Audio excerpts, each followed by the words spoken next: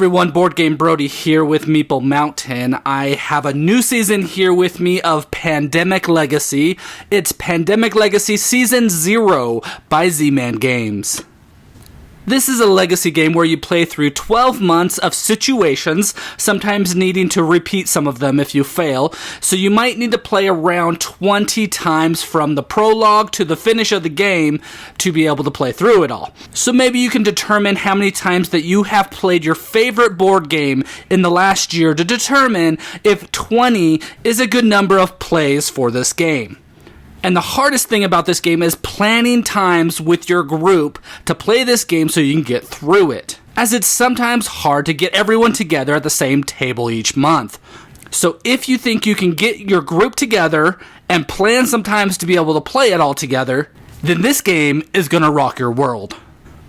Anyways, here are 5 things that you need to know about this game. Number 1, the story is totally different. It's 1962 and the Cold War continues as a new deadly Soviet bioweapon called Medusa comes across the tables of the CIA. You thought that your studies in medicine was going to help the world one way, but you never thought you'd actually be working as a new junior operative in the CIA. They decided it was easier to train a doctor to become a spy rather than the other way around. As junior agents, you will be gathering intel across the entire world and making calls to make and deploy teams wherever that they are needed. You will be forming different aliases kept in a passport where you will have special abilities depending on which alias you're using. The story will change depending on your choices that you make during the game, but the core of the game, which is still different from Season 1 and 2, lays out a nice base to rely on. Number 2. The player cards. Now these are the cards that each list a location matching on the board. Some have a special action to help you in the game, or it's an escalation card.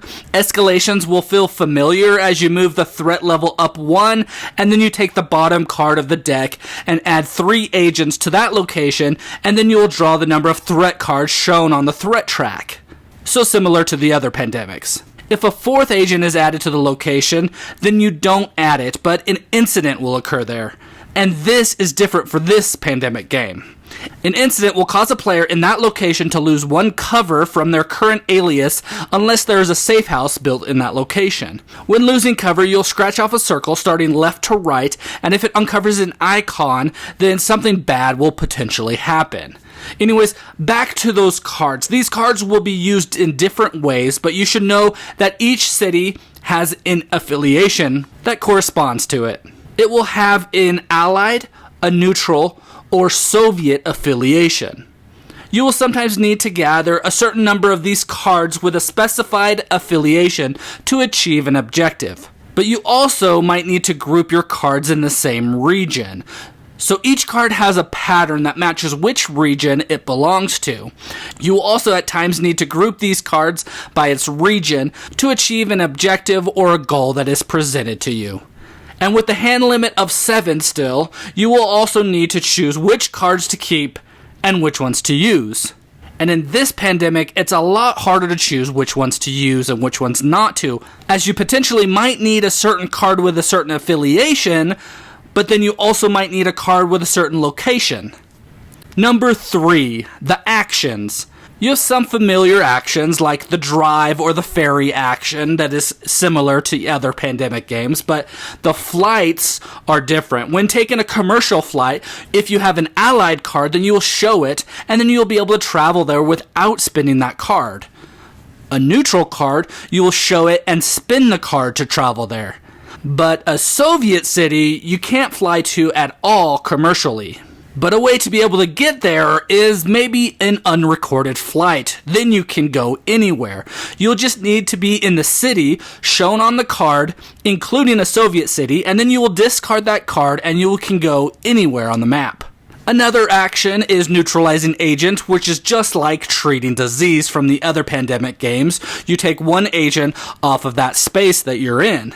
But in this game, you need to know that it is more efficient to first assemble a team by collecting 5 matching affiliation cards and discarding them at a location with a safe house that matches that affiliation on the board and from the cards that you have. That new team will be active in any city that matches its affiliation, and during each player's turn, those teams will mop up or get rid of any agents where that team is located. Also, all players can control these teams. So you should just know that these teams can help control the agents better than you as yourself as a junior agent. Now, another action you can do is you can actually move these teams around on the board, just like the drive or ferry action, except you're going to be moving the team instead of your own pawn. The next action is to build a safe house, and you will need to discard a card matching the city that you are in to build a safe house there. Now, you cannot travel between safe houses like you could in the other seasons, but safe houses help you keep your cover. There are certain locations on the board that show an eye symbol.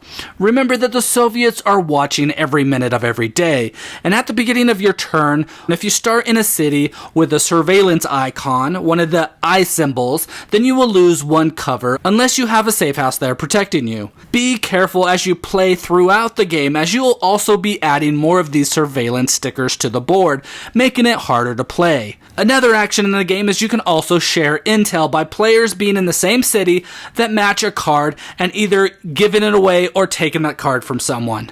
Now, if you remember, I previously mentioned collecting cards that match the same region. Well, while you play this game, when you set it up, the game will sometimes randomly take out a random card from a specific region, and you will need to complete something for your mission in that city.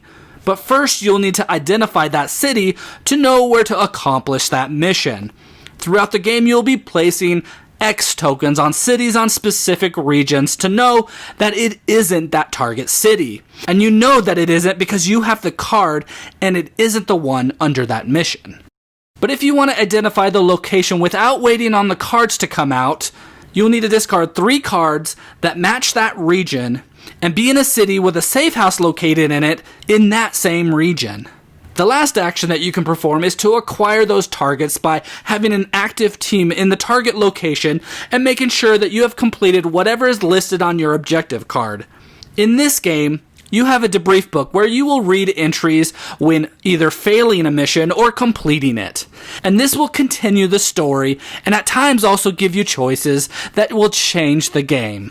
Number 4, the legacy part. This is tricky because I don't want to ruin any of the fun stuff in the game. So what I will say is that the legacy in the game will move the story on, I think way better than all the other seasons.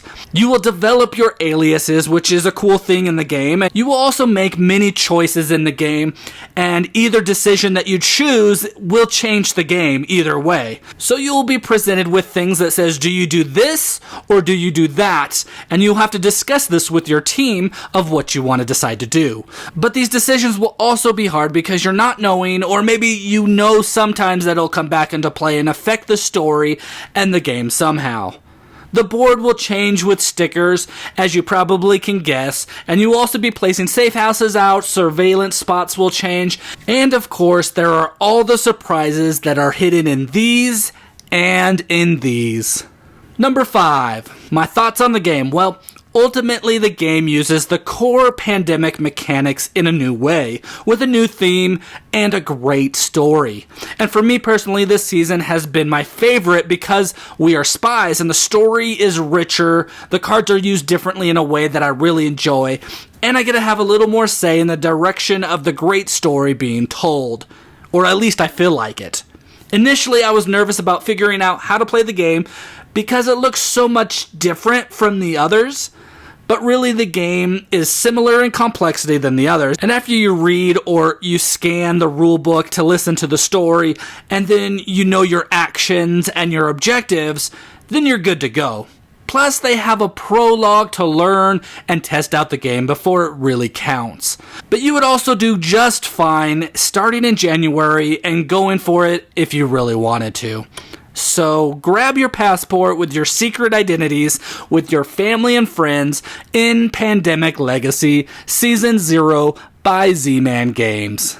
Again, this is Board Game Brody. I hope you enjoyed this video. Stick around and check out some other board game reviews to see what you might want to get to the table.